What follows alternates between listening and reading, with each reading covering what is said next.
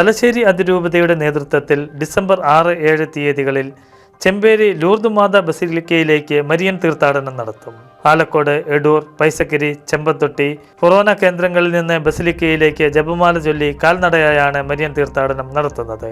December 6 രാത്രി 7:30 Edoor saint Mary's ഫൊറോന പള്ളിയിൽ arch bishop Mar Joseph പാംബ്ലാനിയുടെ മുഖ്യ കാർമ്മികത്വത്തിൽ നടക്കുന്ന ദിവ്യബലിക്ക് ശേഷം 30 കിലോമീറ്റർ കാൽനടയായി ജപമാല ചൊല്ലി ചെമ്പേരി ലൂർദ് മാതാ ബസിലിക്കയിൽ 7 രാവിലെ 5 എത്തിച്ചേരുന്ന വിധത്തിലാണ് തീർത്ഥാടനം നടത്തുക.